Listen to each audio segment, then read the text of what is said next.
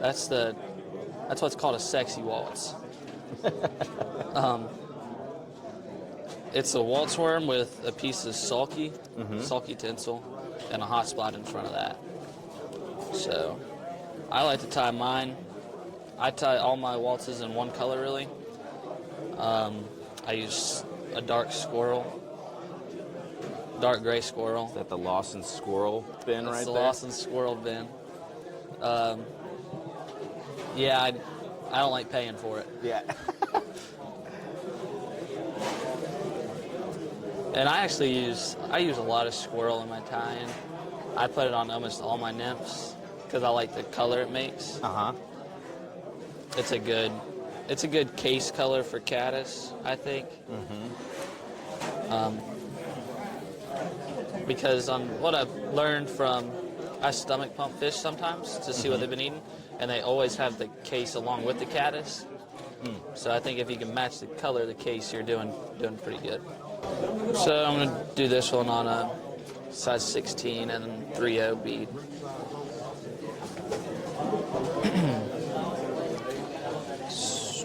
So starting off by locking down the bead, that's where I think a lot of people like I said, I like to keep most of my flies thin, even the waltz worm. A lot of people build up bulk, they'll bring their thread from the bead all the way back to the bend of the hook, and that's just unneeded bulk to me, because the bead you'll see is still a little loose, it still moves. Yeah. But you'll see as soon as I start tying in the materials, it'll cinch down quick. So I don't worry about locking down my bead first thing. So this is that sulky piece. So I tie it in just in the slot of that bead. And that is also going to build up bulk to help lock down that bead. And now I'll come all the way back that I have the sulky in. So now it's time for our dubbing. So I do it in smaller amounts. You'll see some people, they like to put enough dubbing to cover the whole fly. Yeah. And I try not to do that because I want to be able to you'll see whenever I put this on, it's a real thin section of dubbing. I always struggle with when I try to put too much on it, like it starts to double up or unspool on itself. It does some funky stuff whenever you start getting it real thick. So this one, I got about 3/4 of it done. Okay. And you see how it bugs out just a little bit, yeah. But it's not super fuzzy or anything stringy, like that, yeah. Which is good because I intend on catching fish on this fly, so I like the fish's teeth to bug it out. So the more you catch, you'll see it kind of fluff out a little bit. So now we just tied a waltz worm.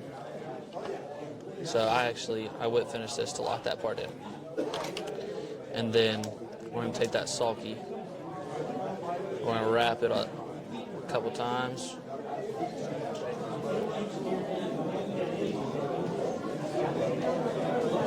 Just a little segment there.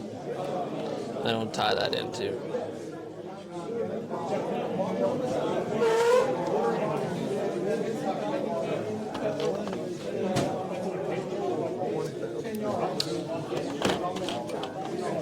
So now we're actually done with this thread color. So we'll finish it again.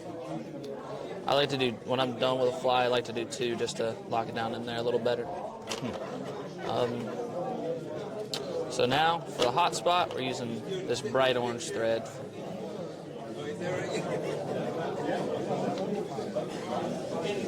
Just do a couple wraps to lock in the thread, and then we're just going to go straight into a whip finish with that.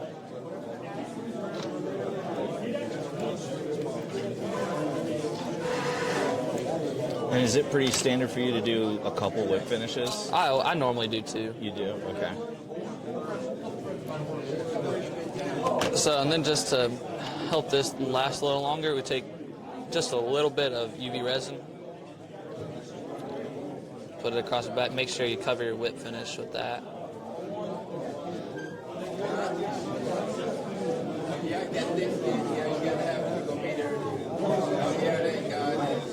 You gotta be prepared.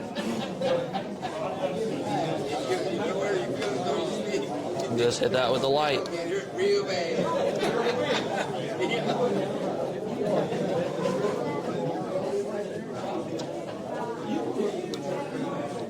That's all she is. Dude. It's awesome. Lawson Braun, fly fishing, fly tying extraordinaire. Sir.